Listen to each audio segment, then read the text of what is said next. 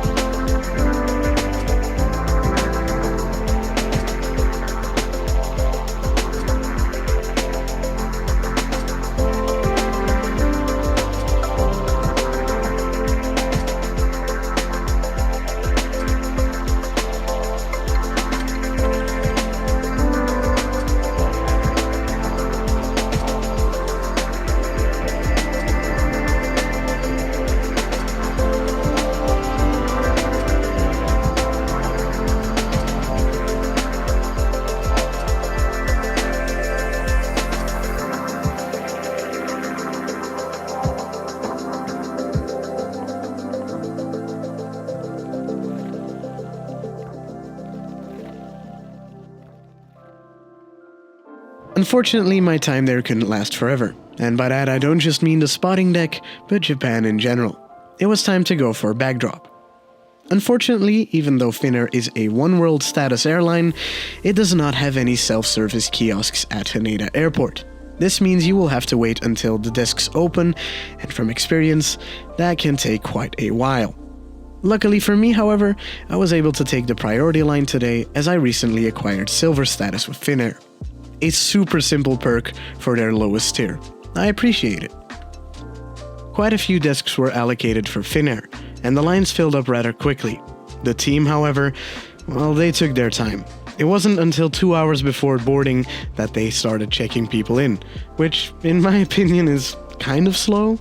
Ultimately, I was in front of the line, so I didn't have to wait that long to get to security, but well, security was a story in itself. I went through security and I made a little dumb mistake. I completely forgot you can't bring liquids on board.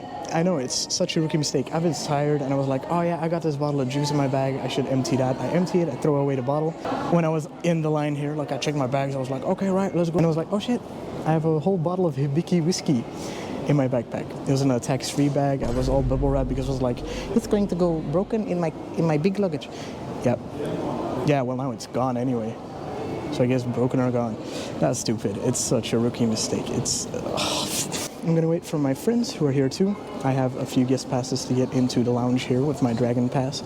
And we're going to spend about an hour in the lounge. And then we make our way to gate 149, which is the last gate. And if I'm not mistaken, that might be a bus gate, which is not my favorite, but whatever. Gonna wait for my friends, and we will see you in Helsinki. No, we'll see you at the plane. I am not okay. I was in fact not okay because I would be seeing you right here in the TIAT Lounge. It was quite a bit calmer than the last time I visited, so I figured I'd show you guys around. This lounge is meant for priority pass purchasers or those of a Dragon Pass like me. It is the only lounge in Terminal 3 that you can access with a Dragon Pass, and it's quite alright. You've got a neat buffet setup with a few snacks to select from and that famous Japanese curry. For those who don't like soft drinks, tea or water, there was also a nice selection of whiskeys and vodkas from around the world, of which one peculiar plum wine really caught my interest. It was actually pretty good, and it's dangerous if I ever go back. Coping mechanisms from my lost Hibiki bottle aside, it was time to make our way to the gate. It was quite a long walk to gate 149, which was in fact the last gate, but not a bus gate. So I guess it could be worse. It just means I didn't get any good footage of the plane except the one earlier when I was spotting outside. Anyway, let's get on board without any more bullshit.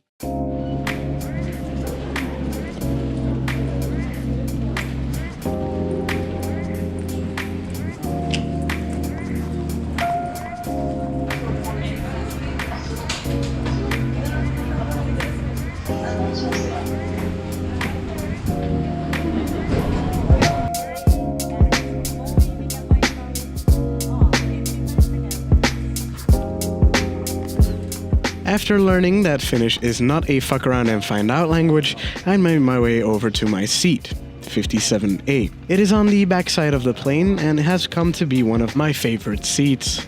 You get a great view, and in general legroom here is quite nice. You've got a foldable tray table, a net to store your items, and a little magazine tray where you will find a safety card and a puke bag. They fully got rid of paper menus, which is quite a benefit for the environment. Seat pitch is delightful for a long-haul flight, and you have a lot of room in front of you to stretch depending on the size of your bag. I would review the IFE, but it'll have to wait a bit. As per usual with Finnair, the in-flight map kept crashing my display. This was the entire flight.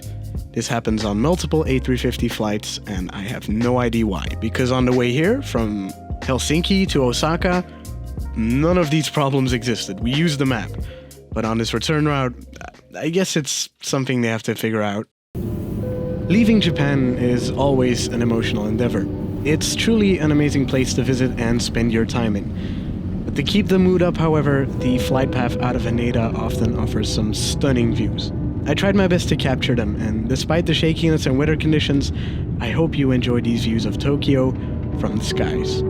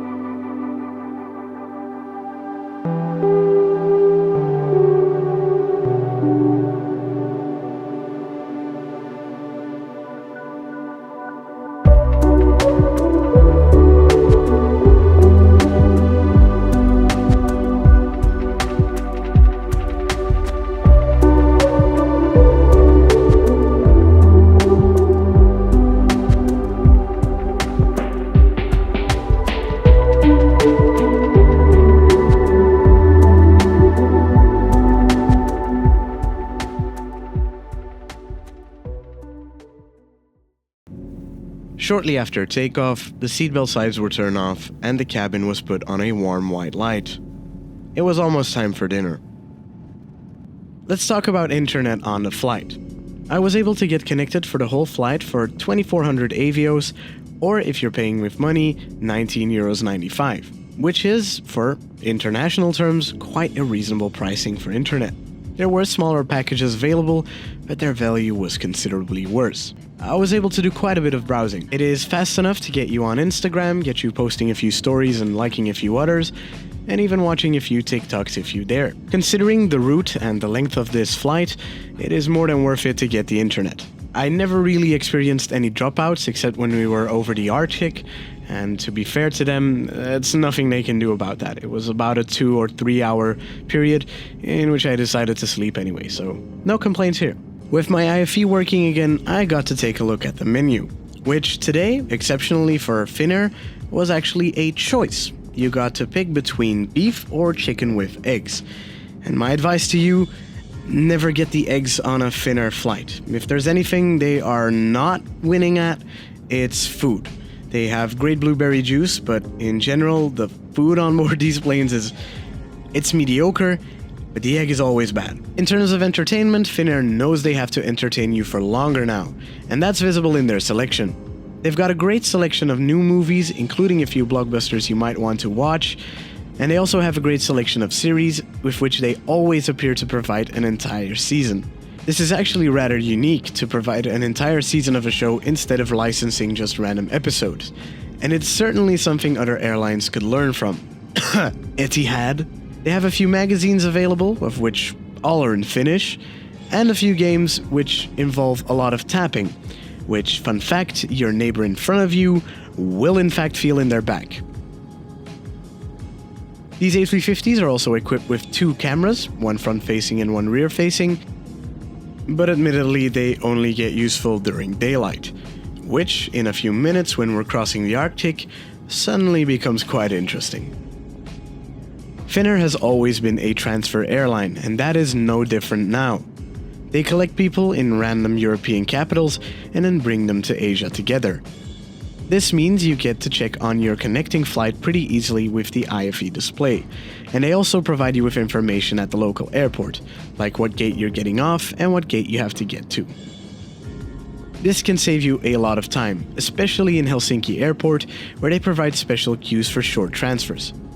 I once was worried about a transfer I had with Finnair, and I sent them a message to ask if I would be okay. And they told me that I had more than half an hour, so I should be totally fine. Now, you need some f***ing balls to do that. Like, Brussels could never. That is incredible. It was about an hour after takeoff that we got our dinner served.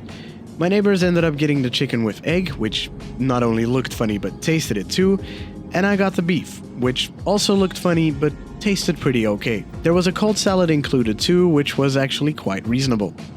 And, for every flight from Japan, a obligatory Kit Kat. Now, I was not running down this food without a proper drink, and thus I got myself a blueberry juice.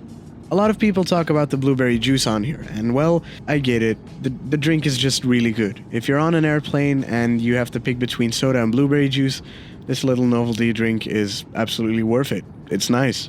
It's about 5 hours later into the flight that I grab my camera again. At this point, we're flying over the Arctic, and during the winter and autumn months, that means you get a chance to see the northern lights. Where conditions for the northern lights to be seen have to be met perfectly, seeing the Arctic during the summer is kind of a guarantee. And thanks to the cameras on this plane, it is absolutely one for me.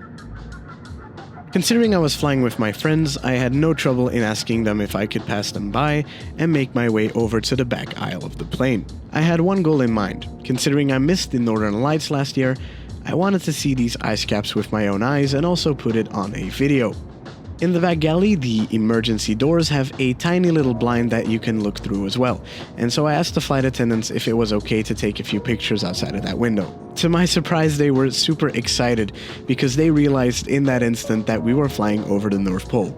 They closed the curtains to the galley so that nobody would be awoken by any light leaking their way, and we just stood there looking at the Arctic for a few minutes. There were some other passengers who were taking a walk who were just as excited to have a look as me, and yeah, in general a great experience, and once again thank you to the incredible Finnair crew. After this I decided to get some sleep, which in the Finnair cabin is actually quite manageable. I got in and took some rest until they eventually turned on the cabin lights for breakfast, but I wasn't feeling that hungry. And that might have been for the better, because egg was once again involved. With a little under an hour of flight time remaining, we got a great view at the northern parts of Finland. The landscapes of northern Finland are truly stunning, and I could not really do them service with my camera on this plane. Perhaps I should go travel there some other time, or advise you to fly the same route just to see the landscape. Helsinki's a nice transfer airport anyway, so if you're in Europe, you might as well.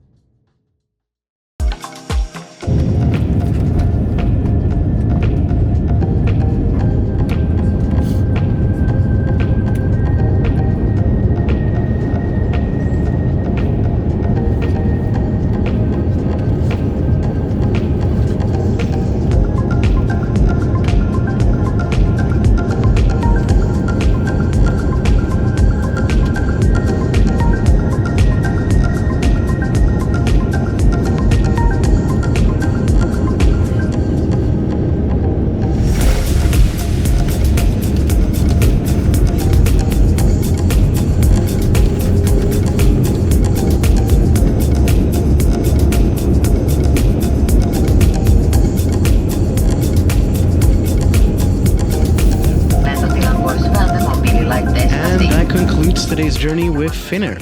From here it was on to my connection to Brussels, which is a much less interesting flight. So, how do I feel about Finnair? Well, I've kind of signed up for their Plus program for a reason.